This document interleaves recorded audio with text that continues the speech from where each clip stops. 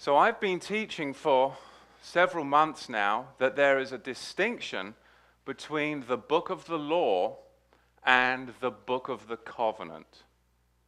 Now that is a huge paradigm shift because Judaism for thousands of years, and because we've inherited it through Christianity, we've all accepted as fact that the book of the covenant and the book of the law are synonymous terms, that they are lumped together. We've in fact, by default, lumped covenants.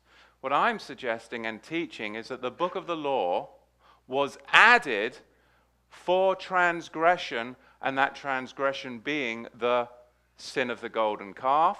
And from that time on, instead of being a kingdom of priests, we became a kingdom with a Levite priestly system.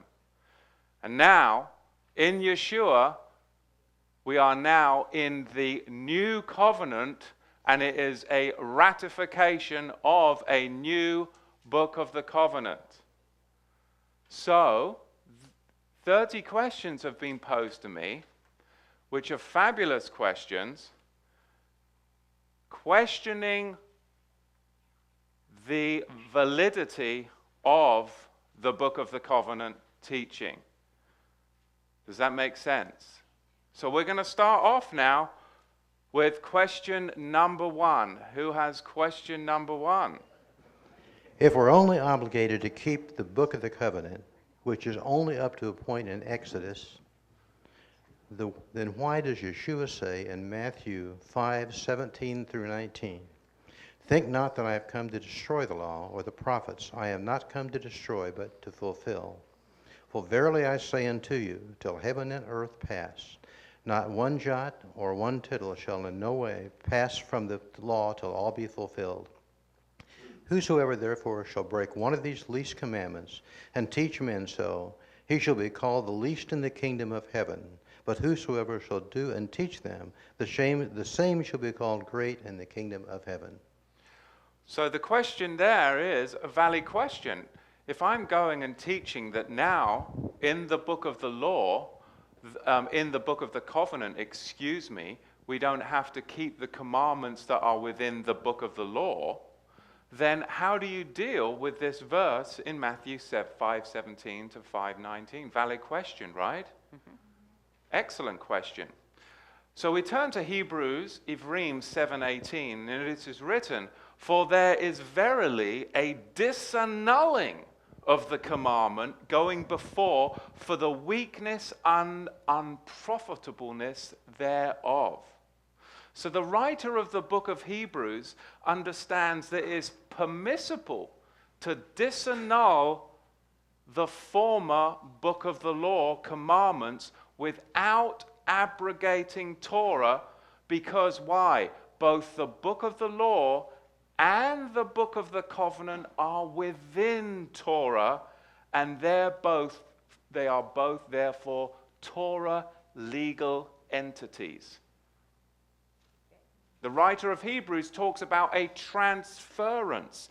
And in 2 Timothy 2:15 it says, "Study to show thyself approved unto Yahweh, a workman that needeth not be ashamed, rightly dividing the word of truth."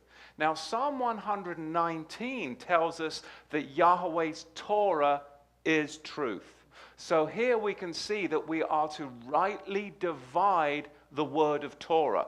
That the Torah, according to the writer of Hebrews, is to be rightly divided. If something is in Torah and you rightly divide Torah to another part of Torah, you are not disannulling anything because it is in the Torah and a legal entity within it.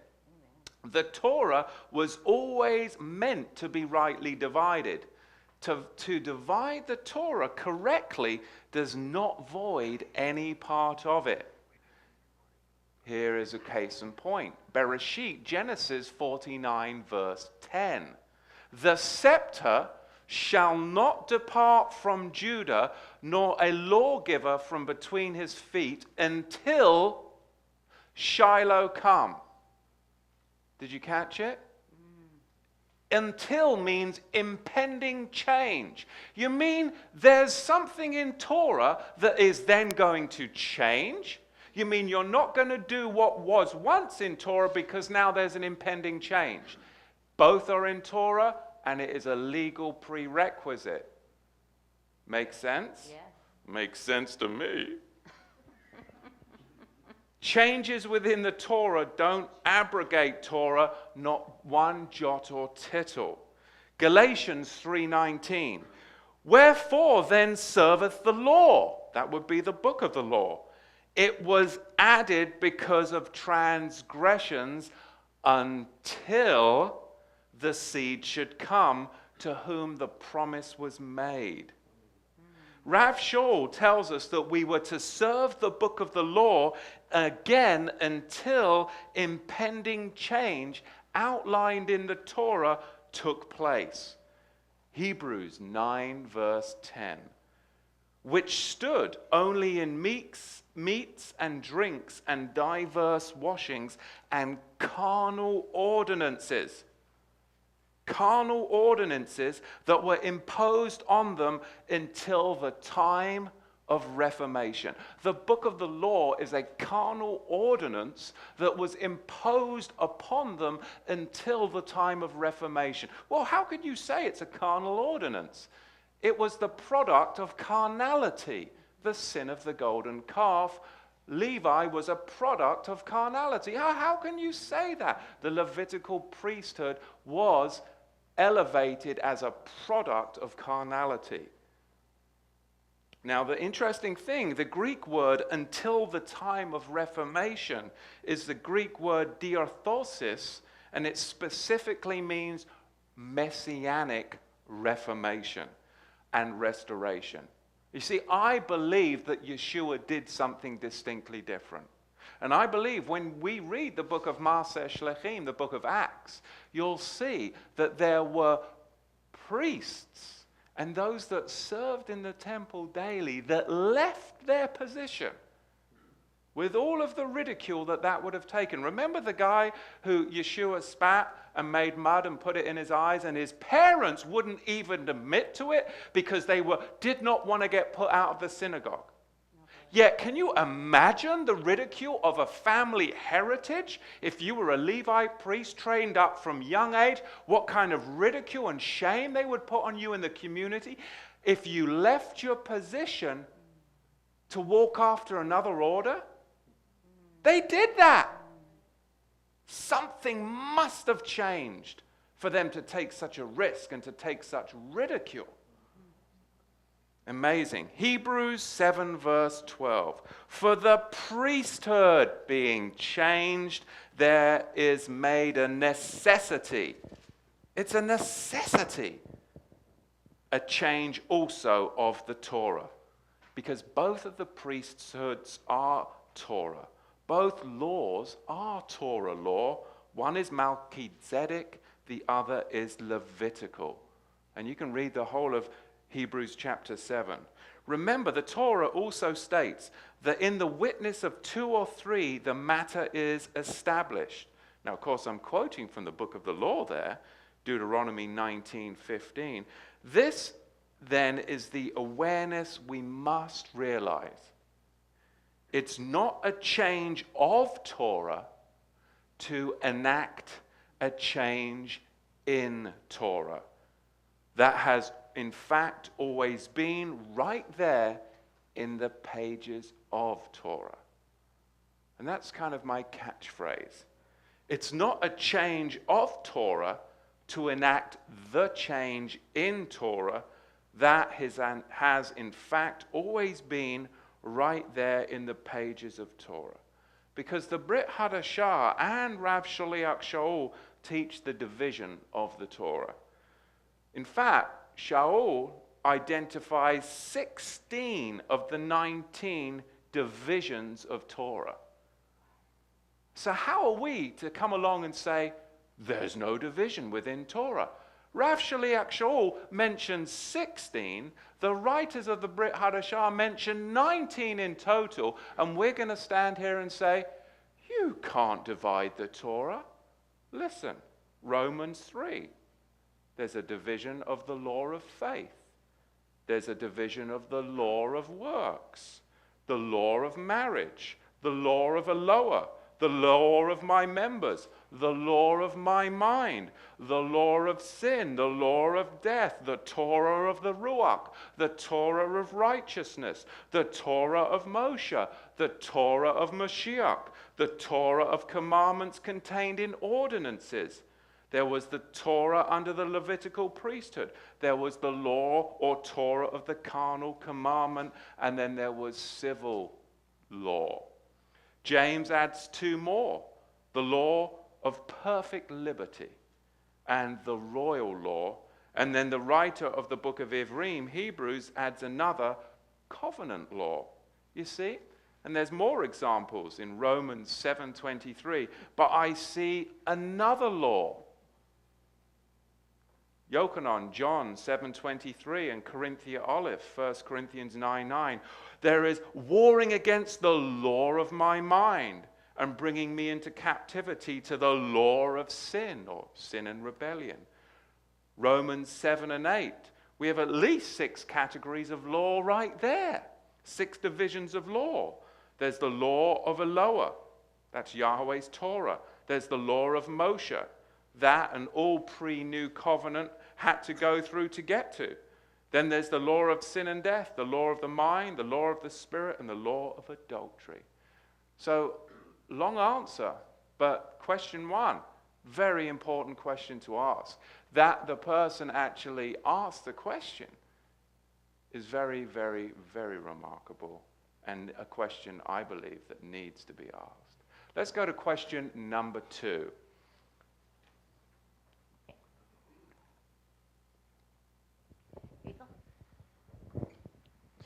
Wouldn't the law and the prophets mean the entire Tanakh? Matthew 22:40. On these 2 commandments depend the whole law and the prophets. And that is a great question as well. And correct. The whole of the Tanakh builds upon the foundation of loving Yahweh and loving your neighbor. I mean, Abraham demonstrated it perfectly. What did he do? He totally loved his neighbors in the book of the covenant, part of Scripture. Of course, the book of the covenant was ratified sometime later, 430 years later. But in Bereshit, we find that Abraham loved his neighbors so much that he pleaded for the cities of Sodom and Gomorrah. He demonstrated the love of Yahweh and the love of the neighbors, as did the other patriarchs in the section of Torah, Bereshit 1:1 through Shemot, Exodus 24, verse 11. I mean, it's foundational to that part of Scripture, that division of the Torah, if you will. So now let's go to question number 3.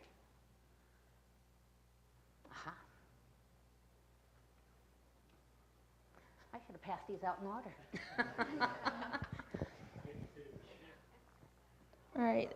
If he didn't mean the Tanakh, why did he include prophets and not say Book of the Covenant? Well, I think that question number 2, in fact, answers question number 3, because he did, in fact, mean the Tanakh. So that was an easy question. Let's go to question number 4.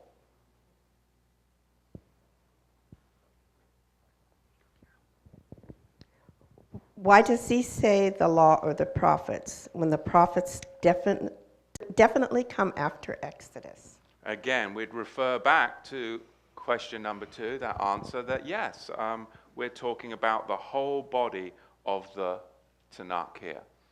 That we would still read that the Tanakh, the Torah, the Nevi'im, the Brit Hadashah, these are all valid.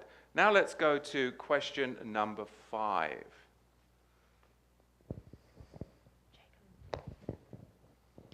Weren't the tablets that are the book of the covenant, as you say, which were put into the ark, written in Paleo-Hebrew, and therefore would not have jots or tittles, and therefore could not be the commands or law or Torah he is referring to, but would have to be the Bible or scriptures that they currently had at the time of his life? Because then, at that point in time, there were vowels and points, the jots and tittles. Isn't that a great question? Great question. Now, jots and tittles, though, are not limited to vowel points. They're not limited to vowel points. As you stated, in the Paleo-Hebrew, you'd not have any jots or tittles, right, Gordon? If they were limited to just vowel points in the modern Babylonian script we have, you see, jots and tittles are way more than vowel points because they do appear in Paleo. They're elongated letters. They're shortened letters. They're mysterious letter combinations that bring forth teachings that appear in Yahweh's inspired Torah, whether it be Paleo or the Babylonian flame letters.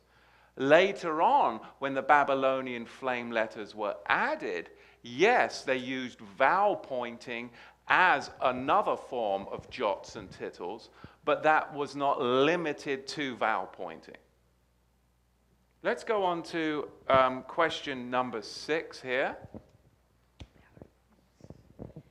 Sorry, but a little tongue-in-cheek here. Have heaven and earth passed away and I missed it? Again, we'd have to go to question number 1. I believe that the answer of question number 1 would take care of question number 6. Let's go to question number 7. Who is number 7?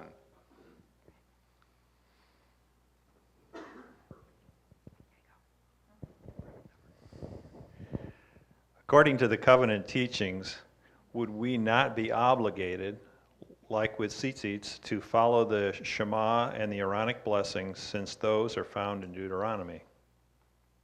Again, great question. Most Messianic, Rabbinic, Orthodox, Reform, and Conservative, even Hebrew roots and Messianics alike, recite the Shema from Deuteronomy 6:4 and the Aaronic blessing of Numbers 6. And what do they say?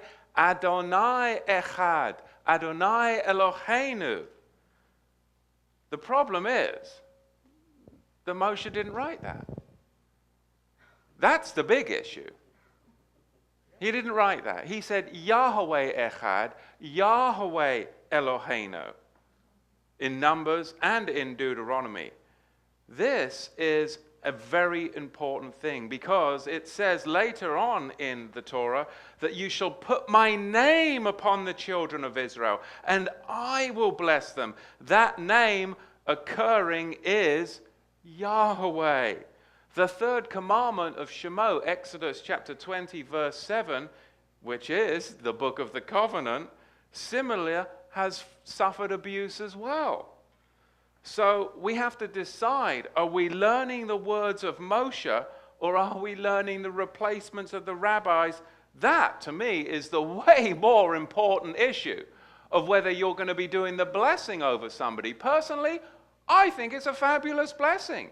Now, I'm not going to tell you it's a commandment, you must, but why would I not want to? But if I'm going to do it, I will do it properly. That's the important thing here. Let's not split hairs over the book of the covenant and the book of the law. Let's address the real issue here. You're replacing scripture with rabbinic tradition and nobody's taking issue with it. I'm going to take issue with that before we start to split hairs over something that really isn't that important. Yet it's not commanded in the book of the covenant to sing the Shema or the Aaronic blessing, correct? But the priesthood being transferred from Aaron to Melchizedek, Hebrews 7:12, for the priesthood being changed, there is made a necessity, a change also of the Torah. So Yahweh is still the one true Elohim, whether you're in the book of the covenant or the book of the law. So it would seem that the Shema would be applicable. As to bless Israel comes right out of the heart of Bereshit, does it not? It comes from, blessing Israel comes from Genesis, Bereshit 12 verse 3. Whoever does it, Aaron or Melchizedek, the point, I think, is to bless Israel, isn't it? That's the point. But a fabulous question nonetheless. Let's go to question number 8. Why does it say in the Gospels many times that Yeshua taught to keep the law and the prophets, and to only listen to the scribes and Pharisees when they spoke from Moses' seat? Why doesn't he say Book of the Covenant? Well, that's a great question. In fact, what we'd want to refer to is the Matthew Shem Tov of Matthew, and we'd find that Yeshua didn't say, listen to the scribes and the Pharisees, firstly, because they were a bunch of hypocrites, okay? That's a translation problem in the King Jimmy. But if we go to Hebrew Shem Tov, I believe Matthew 23 off the top of my head, John? I think we'll find that that is a translation issue, and Yeshua didn't say, listen to the Pharisees and the Sadducees. But what we see, be that as it may, regardless, is in Matthew 11:13, for all the prophets and the law, that would be the book of the law, were until Yochanan. Luke 16:16. For the law and the prophets were until Yochanan. Galatians 4:4. But when the fullness of the time had come, Yahweh sent forth his son, made of a woman born under the law. Yeshua was born under the book of the law. And he kept it perfectly. And he taught others, like Moshe and the prophets before him, to do likewise. He had to have the proposal, acceptance, blood cutting, and covenant confirming meal before there could be the final transferring of priesthoods and the bringing in of the much more glorious covenant and the doing away with of the book of the law. Corinthia bet, 2 Corinthians 3:11. If that which is done away was glorious, I mean, the book of the law was glorious because it was still the written word of Yahweh. It's still the inspired Torah, and it was glorious. But it's done away because there is something more glorious that comes in. For that which is done away was glorious, much more that which remains is glorious. Hebrews 7:18.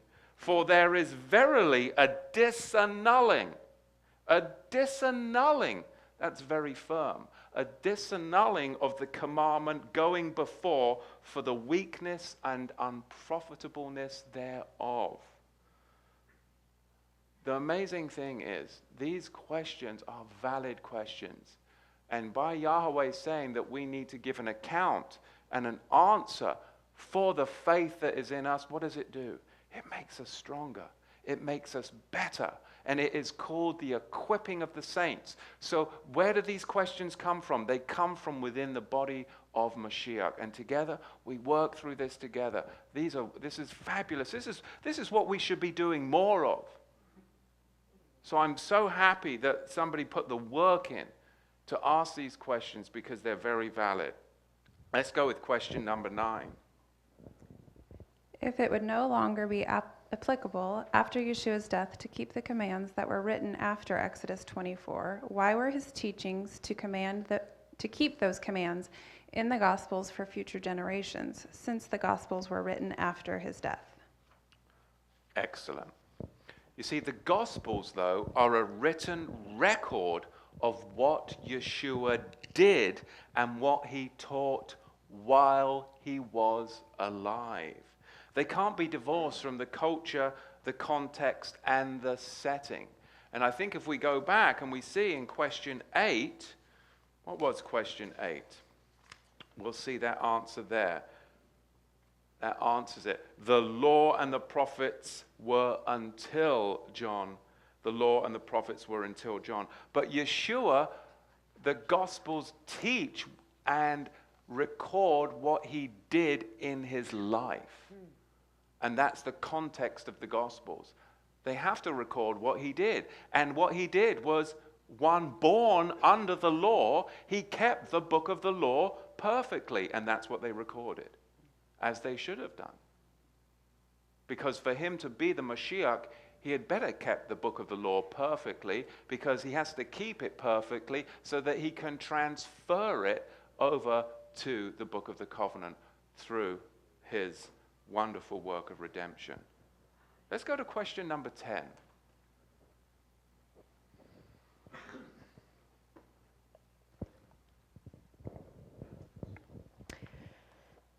Okay. If these were the taught ones who Yeshua gave knowledge and left to teach everyone and make disciples after his death, and the Gospels are the inspired word of Yah, why would Yah have these men write these specific teachings after Yeshua's death if it were during a time when they were no longer applicable? I mean, we weren't given Yeshua's life in its entirety, so why include something that's been done away with?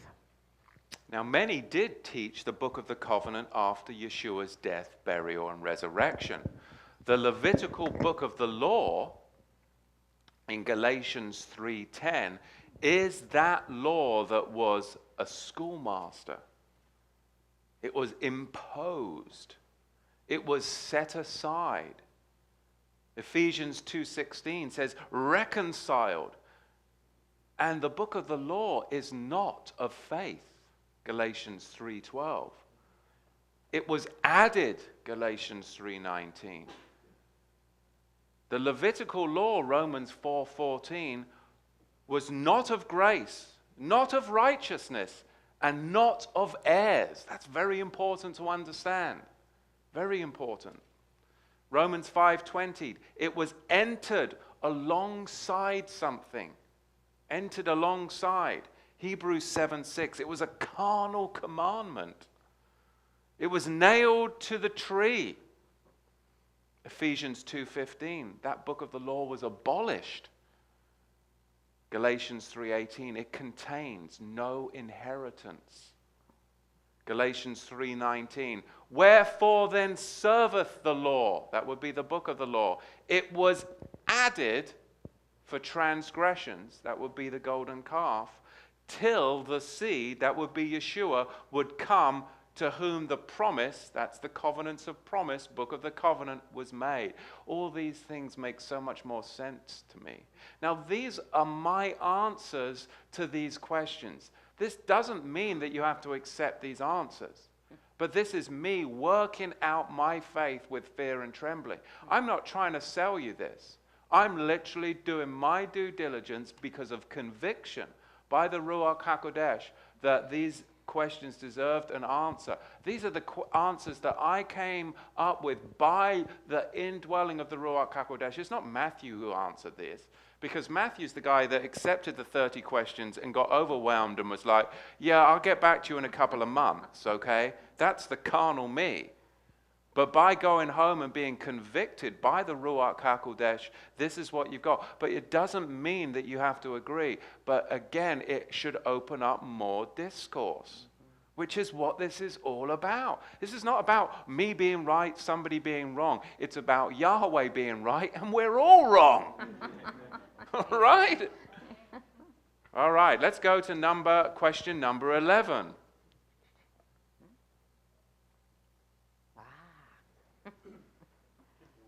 Yeah. That's what I get for passing my hour. All right, he says that our righteousness must exceed that of the Pharisees. He expounded upon commandments, making them weightier in the Sermon on the Mount. How can they say commandments in Leviticus, Numbers, and Deuteronomy can now be shoveled? It is not a sin to do them, but you don't have to do them.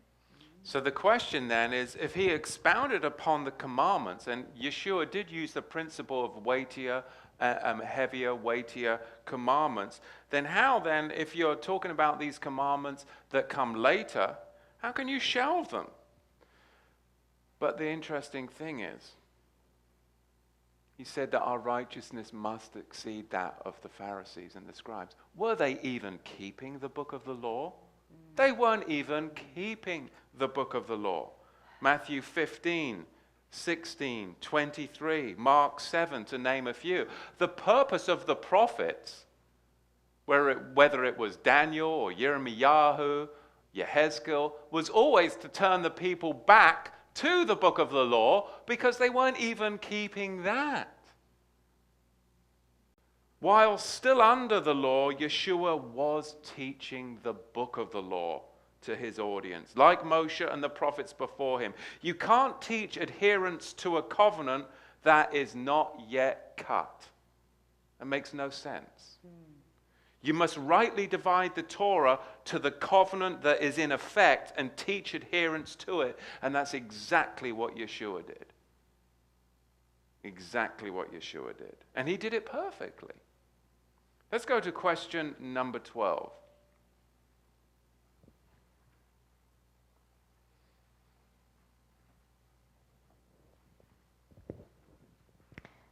Did Yahushua say that after his death, his followers are then only obligated to keep up to a point in Exodus? Matthew 26, verse 28. For this is the dam of the new covenant, not book of the law, that is shed for many for the remission of sins. His blood ratified a new covenant administered under a Melchizedek priesthood, which can only be found in Bereshit, Genesis 1:1 through Shemot 24:11. Let's go to question number 13. He told the Pharisees that once he left, his disciples would fast. Where is fasting in the book of the covenant? Isn't fasting first mentioned in the book of Numbers? Now, these Hebrew words, to some, which means to fast, or to som, fasting, they don't occur in the Torah. The first 5 books. They don't occur in Leviticus or in Numbers. The first reference to the English word fast in the King Jimmy is in fact in Shemuel Bet, 2 Samuel 12:21, with the Hebrew word there, to som. But, be that as it may, Yahweh did make the children of Israel fast for 3 days from food and water in that section of Scripture called the Book of the Covenant. Shemot, Exodus 15, verse 22. So Moshe brought Israel from the Sea of Reeds, and they went out into the wilderness of Shur, and they went 3 days in the wilderness, and they found no Mayim, water.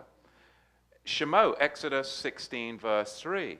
And the children of Israel said to them, would be Elohim that we had died by the hand of Yahweh in the land of Mitzrayim, when we sat by the pots of meat, and when we did eat lechem until we were full.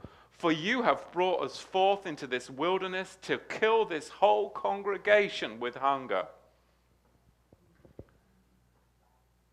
Let's go to question number 14. And Gordon, could you give me a refill?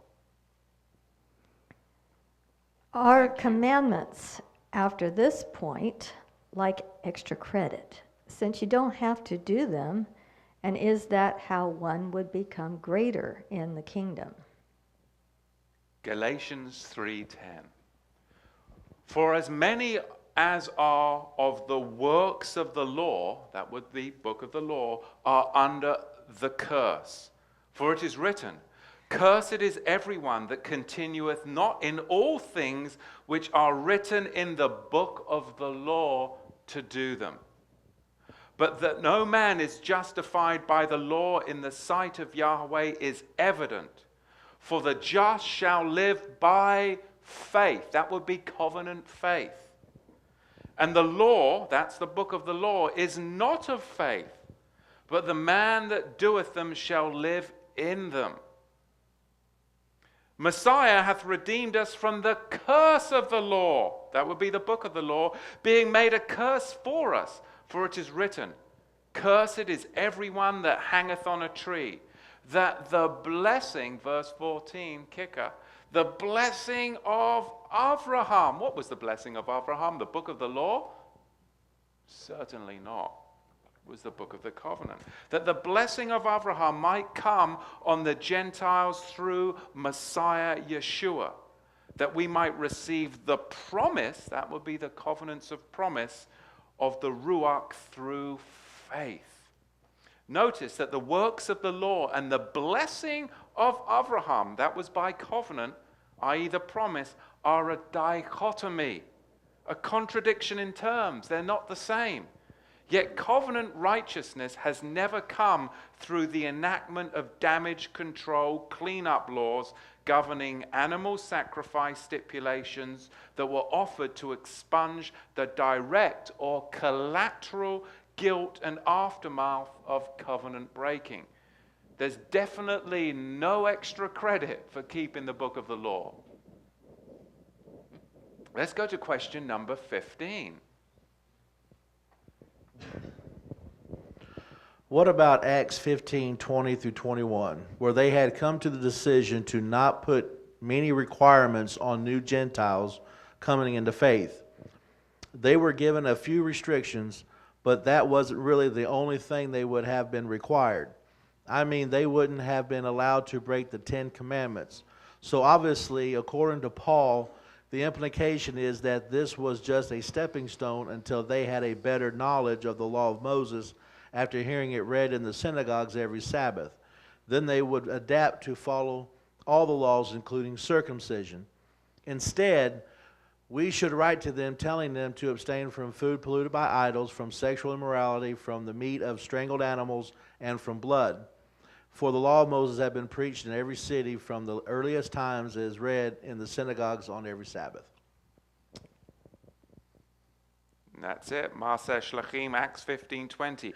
But that we write to them that they abstain from pollutions of idols, from fornication, and from things strangled, and from blood. Where does that come from? It comes right from Bereshit, Genesis chapter 9 and verse 4. But flesh with Chaim in it, which is in its dam, you shall not eat. And surely the dam of your lives, the blood of your lives I will require. At the hand of every beast will I require it, and at the hand of man. At the hand of every man's brother will I require the Chaim, the life of man. Whoever sheds man's dam, blood, by man shall his dam, his blood, be shed. For in the image of Elohim he made man, and you, be fruitful and multiply, bring out abundantly in the earth and multiply it. So Acts, Maaseh Shlachim, Acts chapter 15 verse 20, is a restatement of the 7 Noahide laws that are contained within the Book of the Covenant. And it's a jumping in point to keeping covenant law. It's a jumping in point. In all cases, those who circumcise today, dealing with the circumcision question, it's a huge question. But in all cases, those who circumcise today, after Joshua, Yehoshua chapter 5 verse 2, think that they're actually entering the covenant and being obedient to Bereshit, Genesis 17. But that's Melchizedek. They're not. They're being obedient to Yehoshua, Joshua 5:2, which is Levitical. But we've inherited it from Judaism.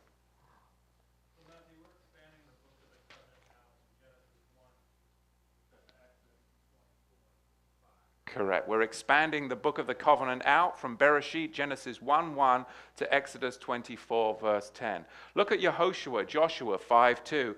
At that time, Yahweh said to Yehoshua, Joshua, make thee sharp knives and circumcise again the children of Israel the second time. It's not the first time. This is a second time. Something changed. Yehoshua 5:5. Now all the people that came out were circumcised, but all the people that were born in the wilderness by the way as they came forth out of Egypt, them they had not circumcised. The issue is there is no mention in the Torah that the Israelites ever stopped circumcision, let alone at Shemot, Exodus 32.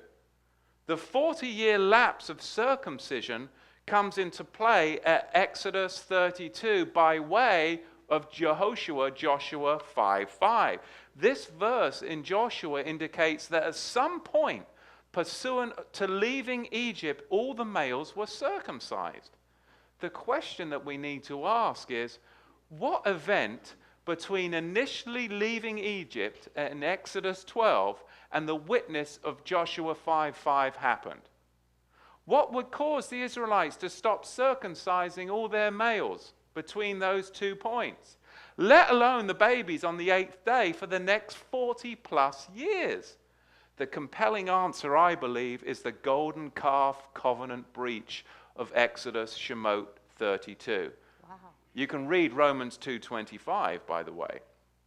There were only 3 months out of Egypt, according to Exodus 19:1, and had just vowed to keep the covenant in Exodus Shemot 24:7, which they broke, according to Jeremiah 31 verse 32, some 40 days later. So that's a total of 4+ months.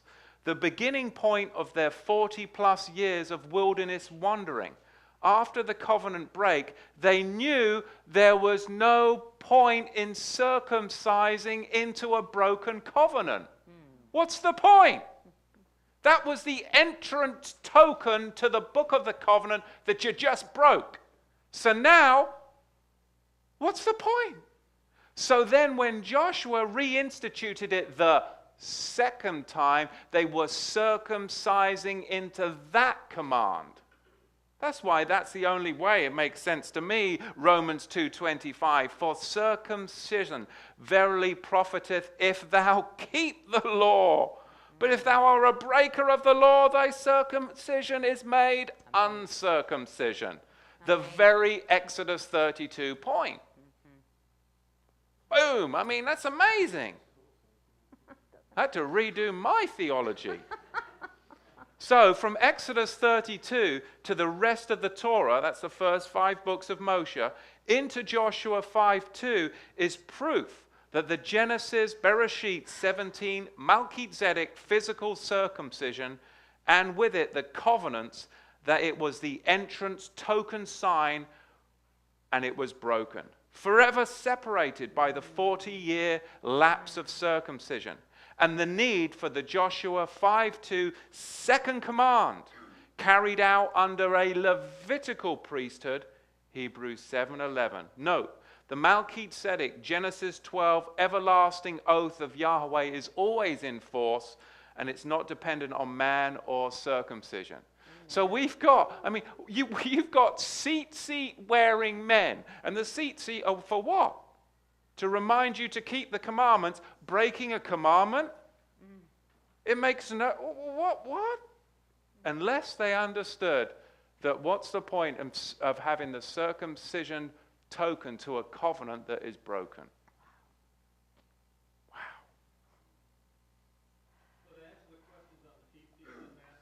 We'll get there. Instead, it says, we should write to them, telling them to abstain from food polluted to idols, and we see, oh, it's amazing. Give me question number 16.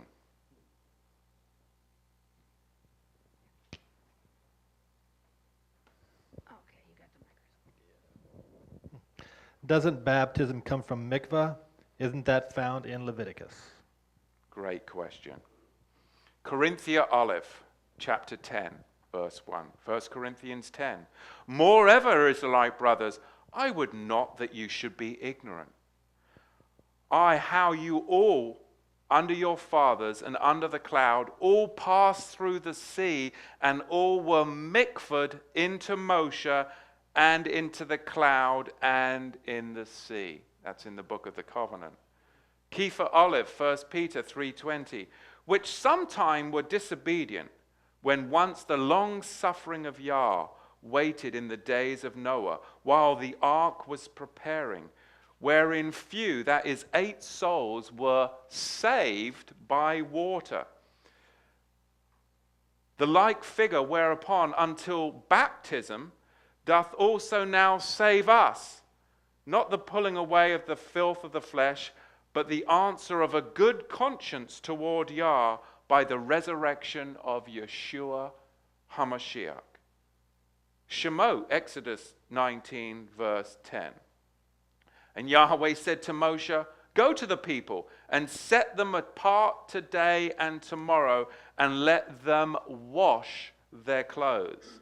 And Moshe went down from the mount to the people and sanctified the people, and they washed their clothes. Sanctification through ritual immersion. And he said to the people, be ready for the third day. Approach not your wives. Again, sanctification in intimacy. So no, mikveh doesn't come from Leviticus. It comes from the Book of the Covenant. Question number 17. But a great question nonetheless. What about when Paul was brought before the council in Acts chapter 24:14? But this I confess unto thee, that after the way which they call a sect, so serve I the God of our fathers, believing all things which are according to the law, and which are written in the prophets. Excellent. Now the Torah and the prophets testify to the book of the law and the new covenant, book of the covenant, reality of the Melchizedek. There's no conflict here. Deuteronomy 31, verse 26, this is the book of the law. Take this scroll of the Torah and put it at the side of the ark of the testimony of Yahweh, your Elohim, that it may be there as a witness or for a witness against you. See what the Torah testifies to? Look what Jeremiah at chapter 31, verse 31 testifies to. See, the days are coming, says Yahweh, that I will make a Brit Hadashah, that is a new covenant, with Beit Israel and Beit Yehuda, the house of Israel and the house of Judah, not according to the Brit, the covenant that I made with their avot, their fathers, in the day that I took them by the hand to bring them out of the land of Mitzrayim, which Brit they broke, although I was a husband to them, says Yahweh. But this shall be the Brit, the covenant that I make with Beit Israel after those days, says Yahweh. I will put my Torah in their inward parts and write it on their levanot, their hearts, and I will be their Elohim, and they shall be my people and me. And of course, the book of the covenant is Torah. It's the rightly divided part of Torah that would be inscribed upon our hearts, ratified by the blood of Yeshua. Question number 18.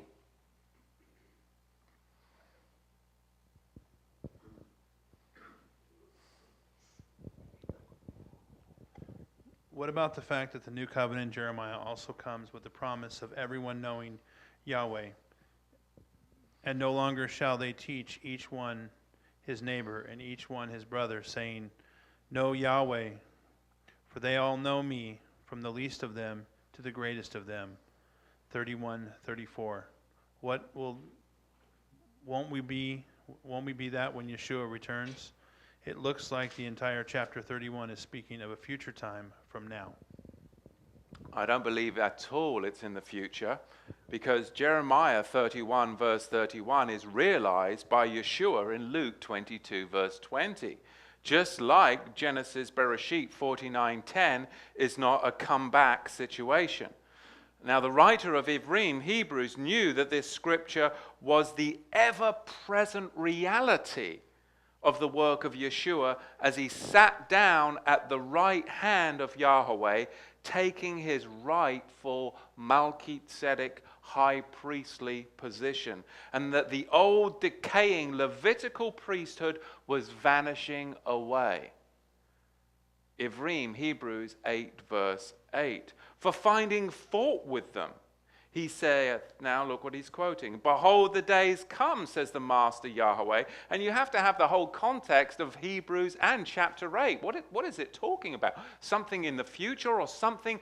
If you sit down at the right hand of Yahweh, Psalms 110 verse 5, that means you've accomplished something. It is done. It is finished. He's not standing at the right hand of Yahweh waiting for instruction. It is finished.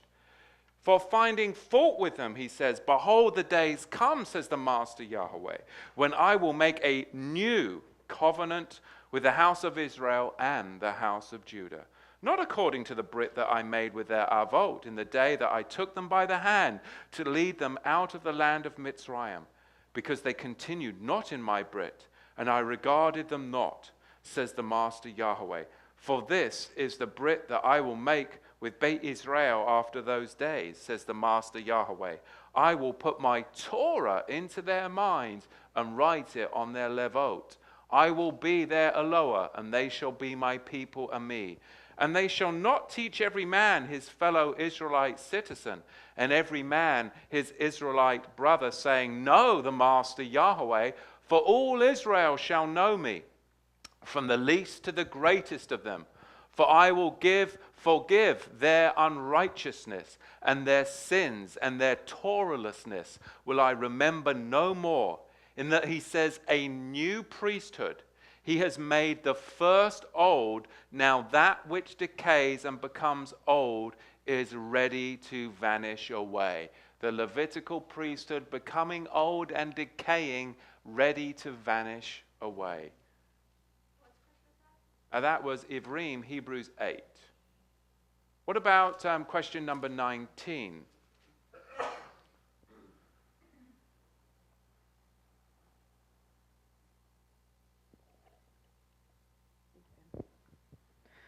What about 1 Timothy 5:17 through 18? Why quote irrelevant verses? Yah inspired, right?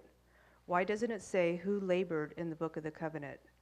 Let the elders that rule well be counted worthy of a double honor, especially those who labor in the word and doctrine. For the scripture saith that thou shalt not muzzle the ox that tread out the corn. The laborer is worthy of his reward. And of course, those quotations that Timothy is quoting are from the book of the law. So the question is, well, why would he quote verses from the book of the law if we're not keeping the book of the law? But again, he says word and doctrine. Of course, doctrine isn't from the book of the law. Doctrine is something to help you discern how to understand something from men. But that quote would include Bereshit, Genesis 49:10. Again, the scepter shall not depart from Yehuda until. So it would include that impending change. Remember that. And it would include oxen laborers. And the oxen laborers are current to Bereshit, Genesis 18, verse 19, all the way through, and chapter 26, verse 5, they're all current to Melchizedek. In fact, in Shemot, Exodus chapter 21, which is Book of the Covenant, all the way through to Exodus chapter 24, the Book of the Covenant contains the foundational Tazar Ba'alei Chaim laws. In Hebrew, that means it contains the traditional cruelty to animal laws. The moral and the ceremonial laws concerning elders and laborers are found in the foundational portion of the Book of the Covenant of Shemot, Exodus 21 through 24. And that's where the rest of Torah, Book of the Law, pulls from and dovetails, and that's what Rav Shaliach Shaul drew from additionally. So now we go to question number 20. Wow.